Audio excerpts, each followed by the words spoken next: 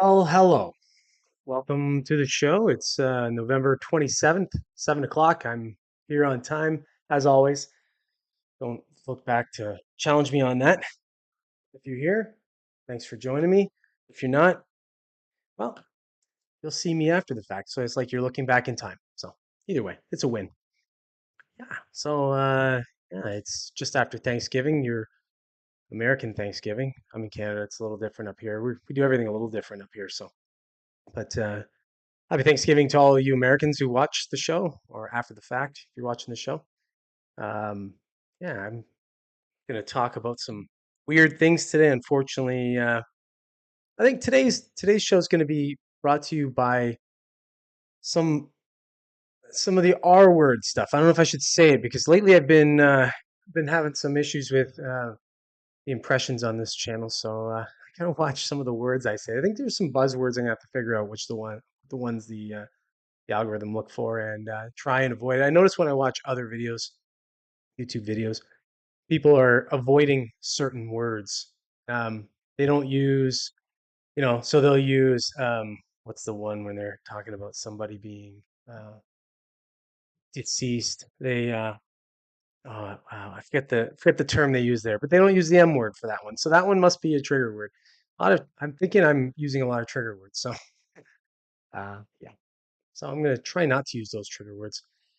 But I'm going to talk about some things that may trigger it. Whatever, I always do. So, but maybe if I can avoid the trigger words, more of you will see the content that goes out every day.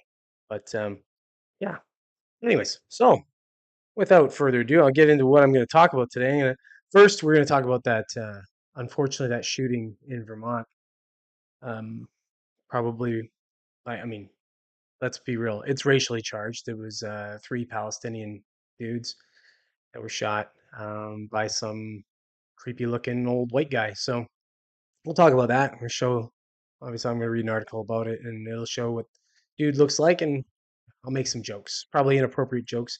But I'm a white male, so I'm allowed to make those inappropriate jokes about another white male. So that's one one privilege uh, that I'm allowed as a white male. So the next thing we'll talk about is Binance. If you know what Binance is a crypto um, what do you call it?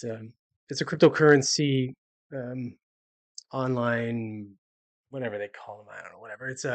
You know, almost like an online bank for cryptocurrency. So um, I'm drawing a blank on the terminology of it, but the CEO of Binance was actually charged with money laundering. So yeah, Binance is one of the big guys. So that's not a good thing. So we'll talk about that. I'll read the article and we'll talk about that. Also, super pigs invading the U.S. I know it sounds funny, but it's true. It's happening. We're going to talk about that. And, should you be worried? When I say super pigs, it's not what you might think I'm referring to. I'm referring to actual pigs, the animals. So there's a lot of other things I could be referring to, I'm sure. Also, AI. Is AI becoming or being taught to be sexist and racist? I don't know. I'm going to read an article about that and about how uh, it would seem that white men are controlling that whole the AI space, we'll say, or maybe not. Could be hyperbolic, but it would seem that this article I'm going to read would suggest otherwise. But we'll dive into that. Also, biomass. You've heard of what biomass is? It's another form of like a biofuel. I'm going to read an article about that. How Canada is kind of upping its biomass um, uh, use and credits, tax credits, and such on that. So we'll read that article about that. Also, iPhone, the new one of the newest iPhone. I think it's the newest iPhone update. There's a little security glitch in it that you may not know of. I read a little article about that. It's kind of alarming that sometimes these updates will do that, where they turn something back on or they open up a whole new um, you know a new glitch, new security opening for for hackers and scammers and such. So talk about that and what you can do to mitigate yourself against that, and I'm gonna end the podcast on a funny little story about a convenience store in China. that is on the side of a mountain. Yeah, can't make this stuff up. So talk about that and how kind of funny that is. I'm sure I'll come up with some stupid jokes about that. If you haven't already and you are watching, please subscribe to the channel. It's a little channel, and obviously, if you subscribe, it gets bigger. If you share it with your friends, it gets bigger. If you watch the videos, like the videos, comment on the videos, all that kind of stuff helps the small channel grow. So if you like the content, if you like the channel, if you are watching it and you're not doing that, well, you kind of suck. But if you are watching the channel and you are doing all that stuff, thank you very much. That does help the small channels like myself, or well, I shouldn't even say small channels. I'm just a minuscule channel at this point. But hopefully, I can go from small to not so small to less small. Whatever. Okay. Well, Joe, there you are, buddy. Yeah, you're a little late, man. You're late today. I'm not late. So, and I already started, so you're too late, man. Listen, I'm just gonna ignore you now because you're late. It's like actually, it's like in school where they don't let you in. They don't want you in class if you're late for a class. They just say no, you can't come into class. That's it, Joe. You're out. Go. Go on. Yeah. No. No. Welcome to the show, buddy. Good to see you, even though you're late. You'll just have to catch up on what I'm going to be talking about. Uh, what are you saying? Oh yeah, you're not going to know what I'm talking about. Well, hey, fresh bud. It's funny because I had some time today to actually kind of do a little research on some of the topics I'm going to talk about. So I'm going to know a little bit more than I usually know. Sometimes I'm just reading an article blind. Sometimes I like it that way because then I'm surprised too, and I can just kind of react ad libly. Today we'll see. I have a little bit of time to prepare. We'll see if it's any better. Maybe not. I don't know. Who knows?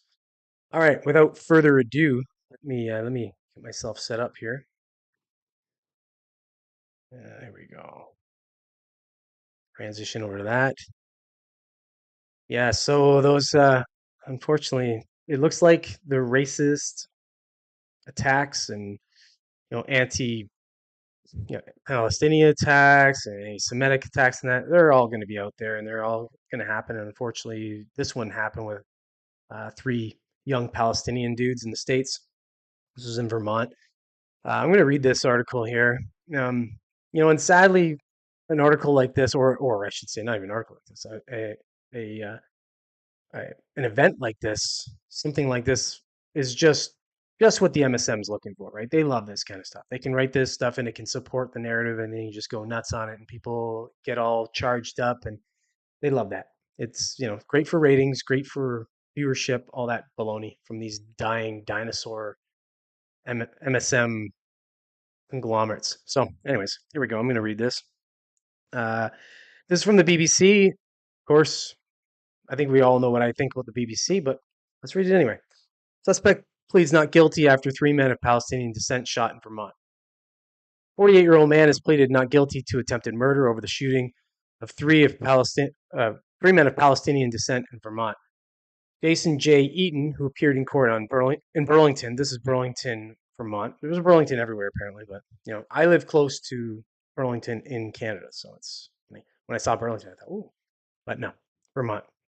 Was arrested near the site of the shooting on Sunday. Hisham Awartani, Tassin Ahmed, and Kenan Abdelhamid. Sorry, I apologize if I'm butchering these names, but it's my white male tongue has a hard time with these Arab names. So these three men were attacked near the University of Vermont on Saturday. The men were speaking Arabic, and two were wearing keffiyeh, the traditional scarf, when they were shot. Three men who were all aged 20 were visiting the home of one of their relatives over the Thanksgiving holiday when a white man confronted them with a gun outside the property, police said. He allegedly fired at least 4 rounds at them without speaking and then fled. Oh, that's cowardly, but all right. Two of the victims were shot in the torso when the third was hit in his lower extremities, police said. Two are in stable condition, while the third sustained more serious injuries. The attack comes as the U.S. deals with a surge in Islamophobic and anti-Semitic incidents. At least they say both. I got to give them credit there. They're trying to stay in the middle, but whatever. Normally it would be like, oh, is it Islamophobic? And they wouldn't say anything about the anti-Semitic. Including violent assaults and online harassment since the Israel-Hamas conflict began on October 7th. The FBI has warned of potential attacks by homegrown violent extremists since the war began. They're always warning of that, which is funny because it's this homegrown violent extremist. This has been the this has been the trend. This has been the buzzwords they've been using for I don't know the last decade. It's just funny to me. But anyways, how about it's just idiots, idiot racists just doing stupid shit. I don't know, whatever. At least I'm not given a potential motive in the shooting. Oh, well, duh. I wonder what the motive was. Old white dude sees three young brown guys. Yeah, I think the motive is fairly clear there, and he didn't say anything, right? So Burlington Police Chief John Murad urged the public to avoid jumping to conclusions based on statements from uninvolved parties who know even less than investigators. Okay, well, come on. All right, so here he is. Here's the dude right here. Now, if you can see that well enough, this guy, I don't care. I'm just saying, this guy fits every bill. This guy, like, if you were to put like hillbilly, racist type, and ChatGPT had to pop up a guy that looked like that, this is what they'd come up with. So I don't know. I don't know how you didn't know. All the signs were there. All the physical signs were there. Yeah. Sorry, not sorry. It's yeah. And here we go. So Mr. Eaton's mother, Mary Reed, told the Daily Beast her son had struggled with mental health and job security, but had been in such a good mood when they met for Thanksgiving on Thursday. Probably because he knew he was going to shoot somebody there soon after. Jason had a lot of struggles in his life. She said, "I am shocked by the whole thing. Two of the victims are U.S. citizens. One is a legal resident. Mr. Abdelhamed was named by Haverford College in Pennsylvania as one of its students. Mr. Arwartani attends Brown University in Rhode Island, and Mr. Ahmed is a student at Trinity College in Connecticut. Of course, all three are students. All three are probably fairly smart guys trying to just, you know, live the American dream and better their life over here. And some idiot hick shoots them in various places. And you'll hear the one guy's in bad shape, unfortunately. So they attended Ramallah Friends School, a Quaker-run private nonprofit school in Ramallah, together, and were visiting Mr.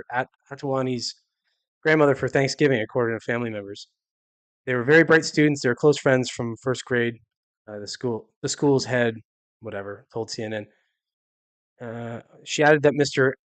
Awartani was hit in the spine, and we were praying that he can walk. So there's the one that's really injured severely. I guess the other guy was hit in the leg or something, and the other guy was hit in the torso. So apparently the two are pretty okay, but that last guy, Atarwani or whatever, is in trouble. Sadly, with an injury like that, you get shot in the spine. He could, depending on where you got hit, he could be paralyzed from anywhere down, right? Like it's pretty sad. You got to feel for this kind of stuff because this the garbage stuff that happens outside of the war, of the theater of war, you could say. This is all the fallout shit. Some silly white hick gets it in himself to go and shoot three young students that just happen to be Arab and happen to be the wrong place at the wrong time. So I don't know. Hopefully, I don't know. Hopefully this doesn't like anything like this. You just hope that these are just isolated incidents. They don't happen very often, and not enough of these idiots get it, in their stupid heads to go and do more of this because it just feeds the MSM's narrative on this shit and promulgates the hate and all this from these garbage wars that are going on. All right. What are you saying, Joe? What are you saying? Yeah, don't apologize, buddy. You do your thing, buddy. uh, yeah, and I agree. They're not like it's like that image. If I had to picture in my head exactly what 48-year-old white racist dude looks like, that's him. That's the guy. Slightly malnourished. Looks like he lives in a trailer park. You know, probably yells off his porch, yells at the kids if they happen to touch his lawn. That's the guy. That's him right there.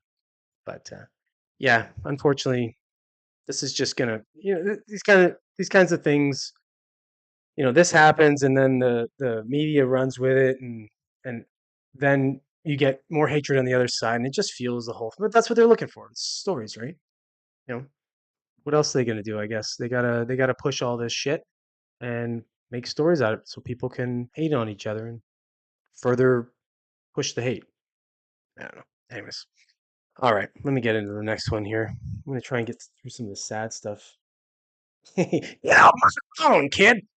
Yeah, I'm gonna be yelling like that when I'm older too. I think I'm just gonna be an angry old white guy just yelling at kids going on my lawn. They shouldn't be on my lawn. Let's be real. All right. So Binance's CEO has been he's pled guilty of money laundering. This story's been breaking for a little while, quietly. I mean, unless you've been looking for it, you wouldn't really find it. It's not, this isn't, people killing people or anything. This isn't sensational stuff. This is white collar crime. Nobody cares about white collar crime. Let me read this story. This is from CBC, so this is homegrown stuff for me. Um, this is a Canadian guy, so hey, why not? So here we go. Binance's Canadian CEO steps down, pleads guilty to breaking anti-money laundering laws. Binance chief Peng Zhao stepped down and pleaded guilty to breaking U.S. anti-money laundering laws as part of a 4.3 billion U.S. settlement resolving a years-long probe into the world's largest crypto exchange. Prosecutors said on Tuesday. Oddly enough, I use Binance. I have a lot of my stuff on Binance, probably most of my stuff. So no, don't even touch me. I'm not really a big player. So the deal, which will see Zhao personally pay out 50 million US, was described by prosecutors as one of the largest corporate penalties in US history. It is another blow to the crypto industry that has been beset by investigations and comes on the heels of recent fraud conviction of FTX founder Sam Bankman-Fried.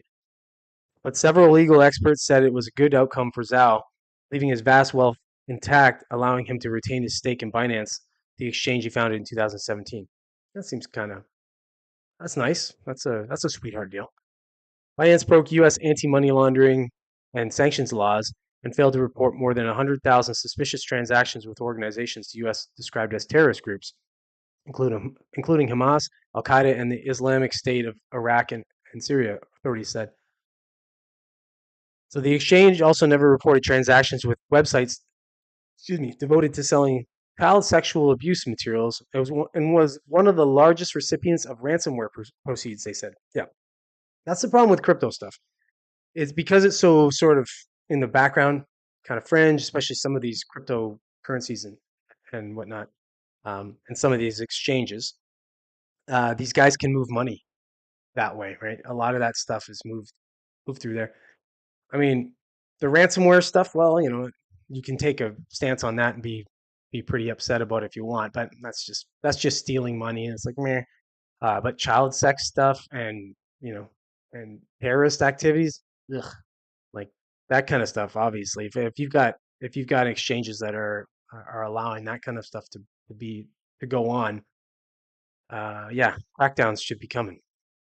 So Binance made it easy for criminals to move their stolen funds and illicit proceeds on its exchanges, U.S. Attorney General Merrick Garland said on Tuesday. Binance also did more than just fail to comply with federal law. It pretended to comply. Some of the charges, which are both criminal and civil, relate to practices that Reuters reported first in a series of articles in 2022. Justice Department negotiated the settlement with the Commodity Futures Trading Commission, the CFTC, and the Treasury Department. While Zhao faces a maximum sentence of 18 months in prison under recommended federal sentencing guidelines, a Justice Department spokesperson said Wednesday that we do not reserve the right to seek a sentence above the guidelines. The government has not taken a position yet on what we're going to recommend. That won't come until the sentencing phase, the spokesperson said. Binance's former chief compliance officer, Samuel Lim, was charged by the CFTC. The agency said neither Lim nor his lawyers responded to the request for comment. Binance will pay 1.81 billion US within 15 months and a further 2.51 billion US forfeiture as part of the deal, prosecutors said.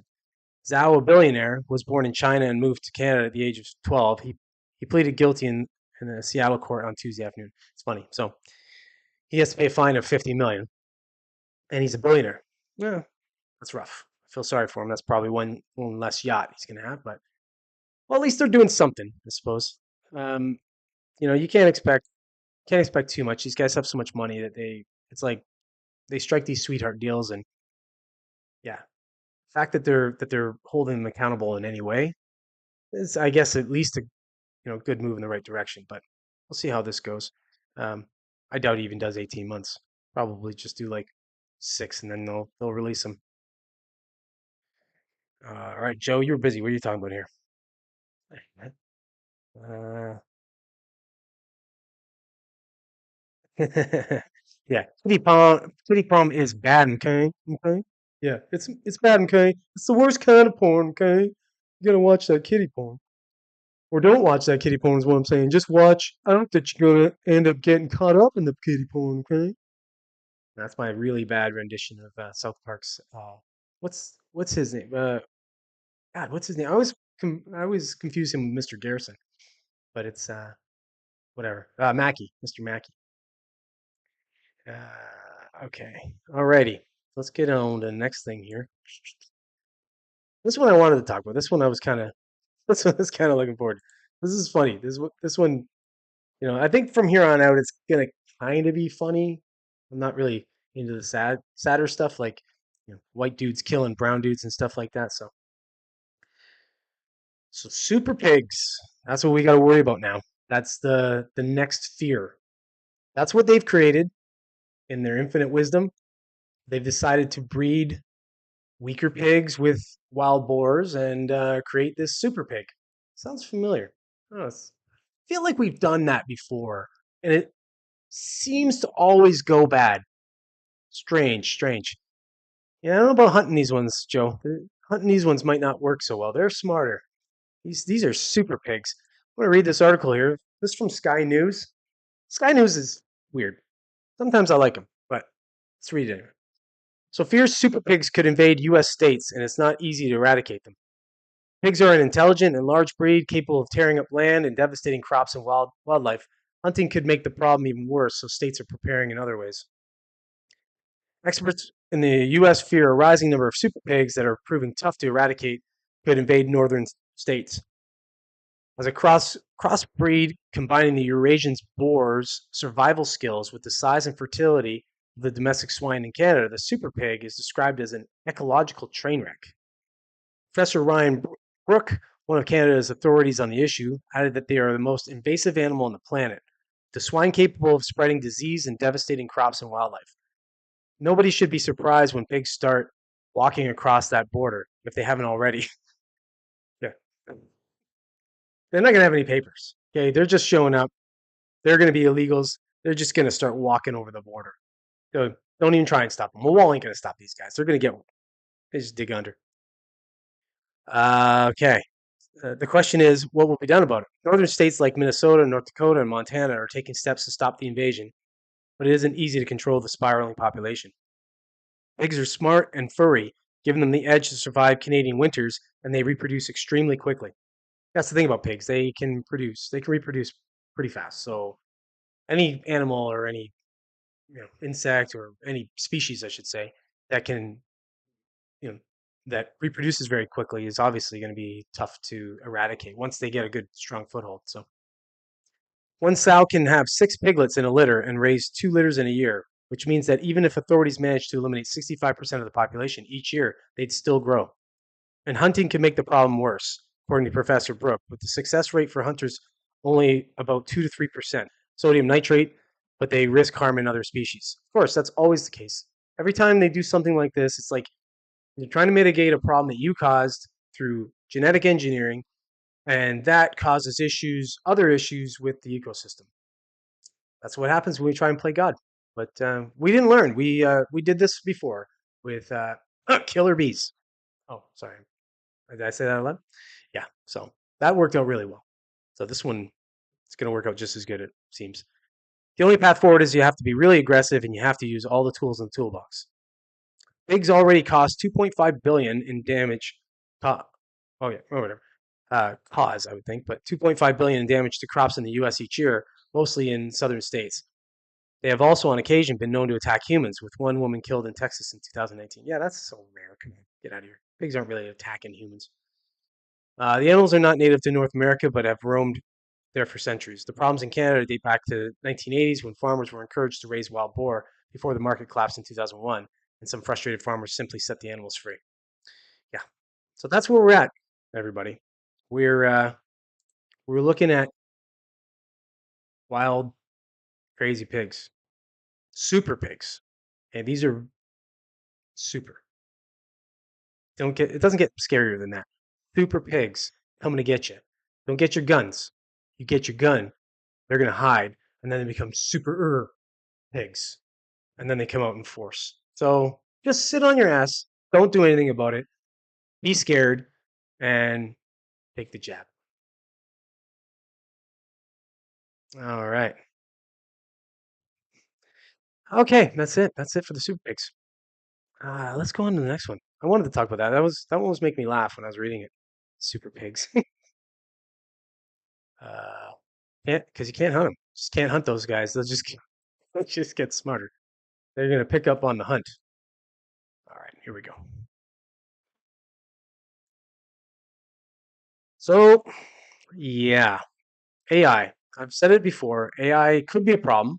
It might not be a problem, but if we have anything to say about it, it's probably going to be a problem because if we're doing the things that this article is claiming that we're doing, well, we're probably going to create some sexist and racist AI. Here goes. This is from The Guardian. I'm going to read this article here and see what you think. We're all the godmothers of AI. Women's voices are not being heard. And this is by a Luba. This is what her name is, Luba. Yeah, I'm already judging you. We're heading towards the best world ever, said Sam Altman in an interview earlier this month, just before the saga of his firing and rehiring as OpenAI's chief executive.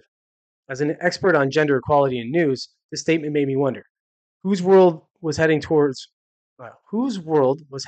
being the best ever. As it turns out, the one the Altman team is crafting is largely devoid of women. My analysis amid the furor around his dismissal revealed fascinating insights. For example, of the 702 out of 750 employees who signed the letter demanding Altman's reinstatement, more than 75% were men, a gender imbalance that matches that identified in AI teams in McKinsey's The State of AI in 2022 report. Okay, so this article is already starting on this basis, which is funny. But anyways, let's keep going. After Altman's return, OpenAI's newly established board of directors is now made up of exclusively white men, a situation compounded by male dominance among executives. Where are the voices of female AI leaders and experts in coverage of this most dramatic of Silicon Valley stories? Women's role in crafting our AI-infused future and shaping the news around generative AI has concerned me for some time. From analyzing data and conversations with experts, I realized that whether as developers, news editors, or AI experts, women are largely absent from the AI world. Well, that's I think that's a thing in tech that the predominance for males to go into that line of work or that sector. It's just predominantly male anyway. So why would you expect that imbalance to be different in this case? But you know, in this case, I kind of agree with this point because I think there should be equal representation if you're developing AI that could eventually get to the point where you know it was AGI, right? Like it's its own thing. And if it's kind of getting it's getting all this information skewed from one sort of source and it's not getting a sort of uh, a balanced information, that might hurt its if it were to develop like a its own biases, that might actually hurt it. So I don't know, but what do I know? I'm kind of full of shit. Okay. Uh, Generative AI, GAI, relies on processing vast data sets of text, images, and video, all of which have featured overwhelmingly more men than women in the past. This inherited male bias, mirrored in the news, combined with the structural gaps women face in society today, results in a narrative about GAI's risks, limitations, opportunities, and direction shaped primarily by men. Yeah, so this sounds like a feminist writing this article, but again, I agree with some of the gist of what she's saying here. AKA's pronoun analysis of GDELT Project's global online news database shows that so far this year, men have been quoted 3.7 times more frequently than women in news about AI in English-speaking nations. According to the most recent Global Media Monitoring Project, results only 4% of news stories focusing on science, technology, funding discoveries, and developments centered around women. Again, this is because it's predominantly men in this thing. So I understand maybe seek out more women's opinions on it, but you're taking you're skewing data here when you're throwing this out there. An assessment by AKAs of tech news editors in April shows that in Britain and the US, only 18% and 23% respectively were female. Men are between 3 and 5 times more likely than women to be deciding what constitutes a technology story. Concern has been expressed about the long term threats that AI poses to humanity, but what are the immediate risks of a world reflecting predominantly men's perspectives? We must urgently seek to intercept the damaging absence of women and the lack of understanding of their needs, worries, and experiences related to AI.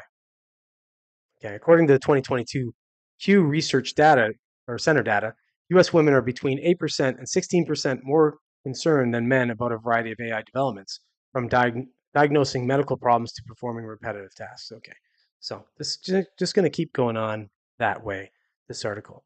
So I'm just going to stop there because I kind of sifted through the rest of it and it's more of the same. Just that she's making the point, I think, that she's trying to make in a long-winded sort of feminist tone here is that women are a little bit underrepresented in this space, which could skew AI if it were to develop um, into AGI. It could skew its bias to be a little bit more centered towards men. But honestly, don't think that's really the problem. I think we have to make sure that AGI, their bias aren't against humanity and it doesn't see us as a threat. I think that's more the worry than some male female dichotomy going on there. So, but I don't know. We'll see. I think we're a little ahead of the horse here on this one anyway. All right. What are you saying, Joe? Off topic. Who was that one Canadian guy that ate the apple during the interview? I forgot his name. Oh, Pierre Polyev. He's going to be our new prime minister in 2025. Unfortunately, we got to wait.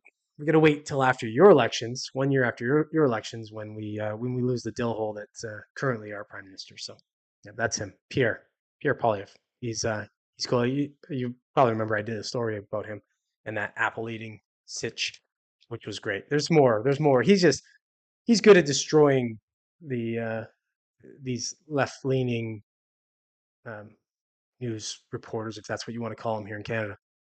So yeah, so you go a little deep diving and find him just kind of destroying people on, you know, on the regular, especially Trudeau. Okay, let's get on to the next thing here. I'm not so interested in this one, so I'm just going to blast through this one. I just thought it was kind of interesting to talk about this since I'm not in the green space very often, but this falls into the green space, and at least this is something that's a little bit, when we're talking about green space stuff, it's a lot of hogwash, but this is actually something that's a legit um, it's a legit thing that we can use to actually environmentally help, even though it's you know very little in the grand scheme of things. But here goes anyway. Okay, so biomass. Not sure if you heard of biomass, but biomass is a good byproduct of you know of agriculture and and um, like when they log lumber and stuff like that, um, using all the sawdust, the waste, all that kind of stuff. They make this biomass, and this biomass is great for using for burning and for fuel, just for generating fuel, right? I'm going to read this article here. This is Global News. Again, I've got two articles so far from Canadian sources in my uh, my list today, which is more than usual. But this article wasn't bad. It's short, and I kind of wanted to get to the point here. So, what is biomass? The latest fuel source to get clean tech tax credits. So, Ottawa plans. Ottawa, if you are unsure, and you're my American friends watching, that's the capital city of Canada, of our little large state up here to the north of you. Ottawa plans on expanding its clean technology and electricity tax credits to include heat and electricity produced by burning biomass, as outlined in its fall economic statement. Biomass is a very broad term, but in this context, it primarily refers to pellets that are created by pressurizing leftover wood or agricultural materials from processing lumber or crops. The Canadian research chair on bioenergy out of the University of Saskatchewan said Canada is sitting on a gold mine in terms of biomass availability of products. Of course, because we're full of agriculture and we're doing a ton of processing of lumber and stuff up here, so we have tons of biomass. The amount of bioenergy that we produce in the country, I looked at the data, is about 7 terawatt hours compared to 1,000 terawatt hours worldwide coming from biomass. A very small fraction coming from the Canadian biomass. In 2018, Canada generated over 647 million terawatt hours worth of electricity.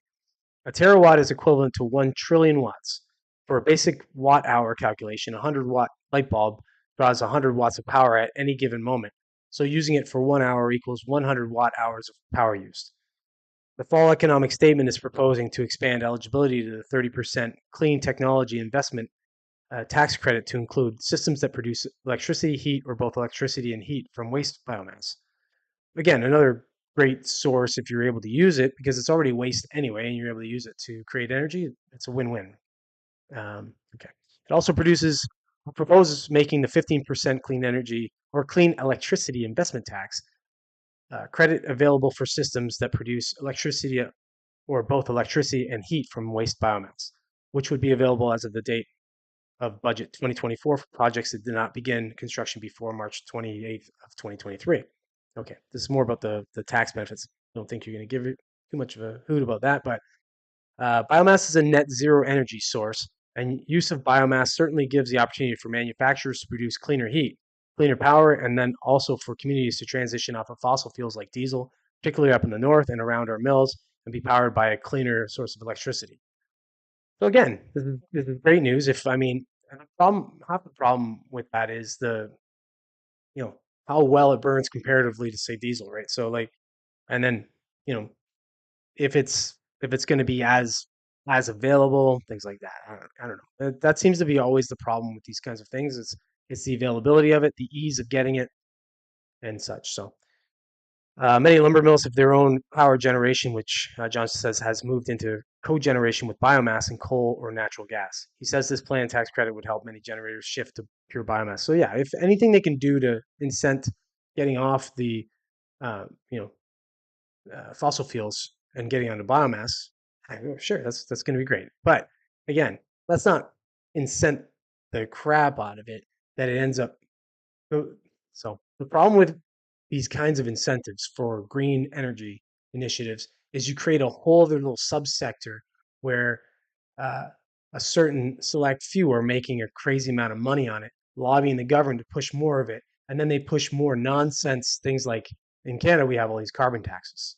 So all these carbon taxes, yeah, while it would in theory seem like they're helpful, they're doing is just taking money away from everyday consumers. So and putting money into all these companies that are producing some of these green initiatives like wind and solar and such that really aren't fully sustainable without the help of or without the help of fossil fuels.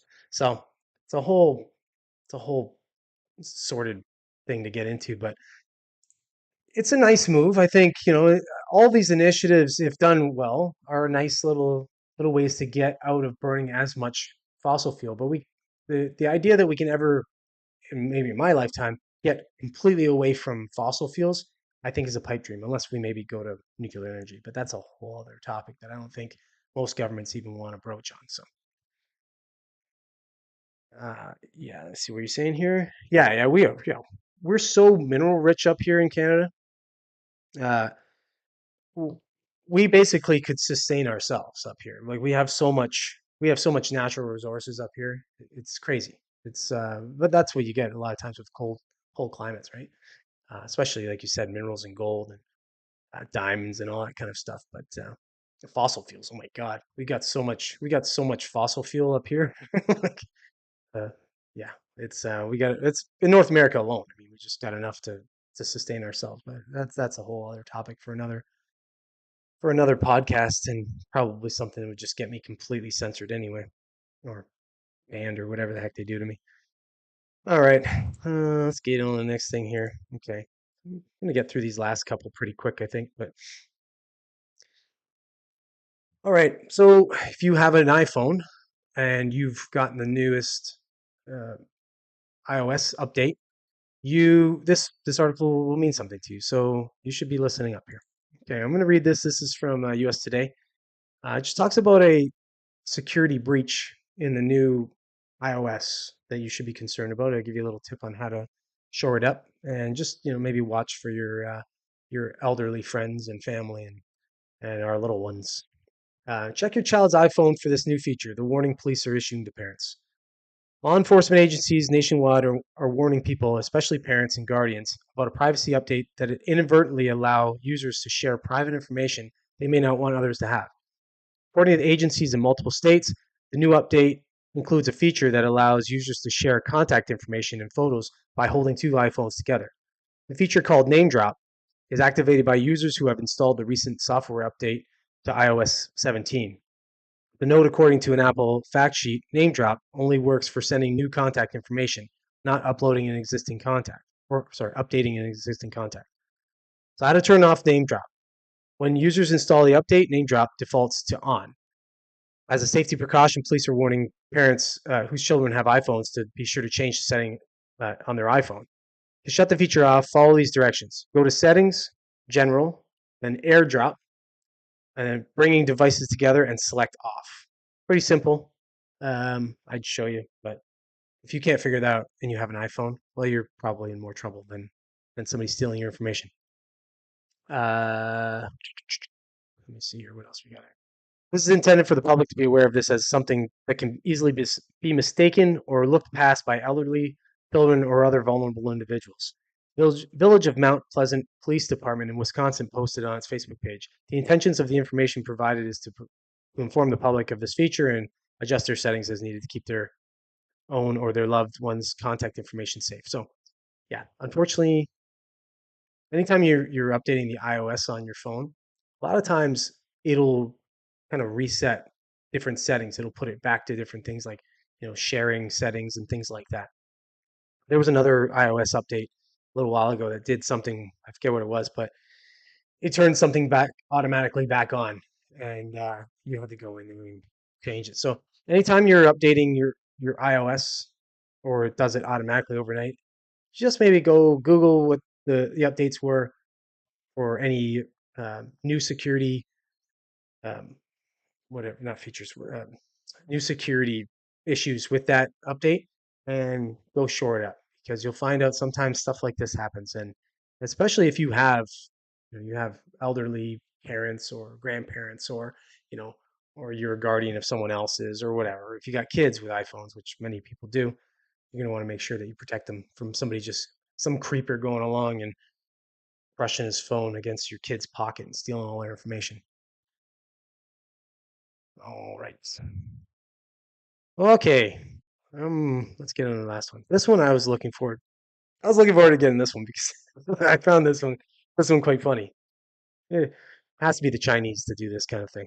It's another Sky News article, which is funny for me because again, I wouldn't normally have two Canadian articles and then two Sky News articles. I'm usually trying to mix them up a bit, but I found this one by accident, and I thought I got to talk about this. So China I mean, they're innovative. So they have decided to put a variety store or convenience store in the side of a mountain. It's just what you do. When you've when you've built everywhere, you start to lose space to build. So you got to start getting a little inventive with your building spaces. But I'm going to talk about this little funny little article from Sky News. Uh, Cliff Face Shop in China's Hunan province, dubbed inconvenient convenience store. So climbers will normally take about 90 minutes to reach the store, which rewards their customers, I guess it means to say, with a free bottle of water. Uh, Probably not going to be. It's that's the problem. It's gonna be, what kind of selection are you gonna have up there? You like, get up there. Do you have Voss water? No, you don't have Voss water. I don't want your water. Forget it. I'll just keep going. I'll just keep climbing 300 meters to the next 7-Eleven. Forget your little store. But let me read here.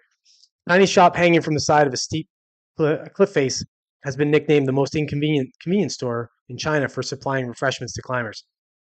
The wooden shed is 120 meters or 394 feet above the ground in Xinzhou, whatever, National Geological Park in Hunan Province. The shop is said to be unique in its surrounding scenery and for the way it provides sustenance to passing climbers. It's so nice. If you can see right here, see this picture here. That's hilarious. I mean, sure. Like, where are you sitting? Where's the door? Where are you going in? Is the door on the side there? I don't know. Who's working there? How much are they paying him? I get questions about this. I don't know. I think there's some human rights violations going on here, and China's not known for any of that. So that's strange already. Let's continue. Workers are reported to replenish stock daily using zip lines, while only one member of staff is inside the store at any one time, according to Chinese media. I didn't. Ooh, man, I'm gonna be shitting myself in there. It's just stink a little. Here's your water. It's not cold. Take the fucking water. Uh, Shin Shinuzei's park's general manager Song Hizu said the journey up the cliff to the shore takes about or to the store takes about 90 minutes. That's a long trek. Climbers can pick up a free bottle of water inside the box. But posts on social media have said the outlet would leave them absolutely terrified, adding its position was beyond genius. One blogger on Chinese social network Weibo, I don't know, called it the most inconvenient convenience store in the country. The store is located on a mountain route, which is peppered with metal anchors for climbers to fasten themselves to. The transparent structure opened in transparent. Oh, didn't look transparent. The transparent structure opened in 2015 and is suspended over a steep crevasse 180 meters above the ground. It's pretty funny. Who thought to do that? And I mean, the build's a little bit sketch. It's got a corrugated, whatever that is, roof. So already, I got to question the building codes on this. These two little braces kind of look like something you use for shelves. I don't know how it's anchored to that. Well, I don't know. You know what? I think there's some violations going on there. But either way, it's pretty hilarious. And it's pretty hilarious that someone's dubbing it as an inconvenient convenience store. Pretty sure the whole idea that there's a convenience store on the side of a mountain is pretty convenient in itself. So yeah, I agree with you, man. It's all location. Like he got in there and he went, you know what? There's something missing around here. You know, I see opportunity. I know other people are seeing like death and fear, and they're getting up. They're just trying to get up the mountain so they can get on solid ground. He goes, "Look this. I see opportunity. What what do you see on this rock face? Nothing. I see convenience stores all over the place. He's gonna make a chain of them. I think he should franchise them. Be honest, I might be first in. I'll tell you, get one of these, 20,000 yen or no yen's. Am I right? No, it's won. The Chinese dollar, I think, is won. 20,000 won, you got yourself one. I'd buy one. Anyways, yeah, I thought that was pretty funny. Pretty funny little story I just happened to find, and when I was looking up other stuff, it just popped up in another little subcat when I was on the site for Sky News for that other article for the Super Pigs. I thought, well, this is a great little addition. So I had to go with it. That's it. I'm there. I'm done. We're at 49 minutes, so I'm well under the hour. And yeah, that's it. That's it for me. I don't know, Joe. Nobody else decided to join us, man. We're just you and me, lone birds, bud. We're here. We do our Monday thing, and that's it. So if you were watching, you did catch any part of it, and you were in and out, or you didn't want to comment because you're too shy to comment, and you're not subscribed, subscribe to the channel, please. Hit that like, hit the share. Check out any part of this podcast. Check out all the videos. I do them in segments over the week. 5 o'clock. This time I have 7, so I'm gonna have one for next Monday. So it'll be basically tomorrow till next Monday. I've at 5 o'clock there will be a segment will drop. Like, share, all that kind of stuff with that. Try and help me out with the algorithm that seems to be affecting my impressions lately. I don't know why. It doesn't like some of the things I have to say or how I say it. I don't know. Who knows? I don't even know what subjects are the ones that get me hit, but it's a noticeable hit. So I just lived through that little hiccup, the little black spot on the channel history for a little while. So what are you saying, Joe? Just like or just me and you like always. I couldn't think of anything else to spend 7 to 8 with you. Thanks, buddy. I appreciate it. It's very nice of you. I think doesn't when's Tim Pool? Is he on at 8 or is he? Oh, it's 8 Fridays, I think, right? For him. So because I think we used to do the show on Fridays, and then his show would be right at 8 o'clock. So I would, you know, I was always worried that if we did get a good viewership of people watching it, they would just jump ship. But but I appreciate you sharing that hour with me, buddy. It makes it a lot better for me to talk to somebody uh, instead of just myself. I used to have Tyler here, but yeah, he flew the he flew the ship for a girl. Now now I'm on my own. So, but yeah, thanks for joining. Thanks for watching. Anybody else? And oh, he's right after me. Well, there you go. So look at that. I get out of here for 8 o'clock. Get you all warmed up for Tim to talk about the real stuff. And yeah, thanks again. See you, Joe. See you next week. Everybody else, we'll see you then as well. Take care. Bye bye.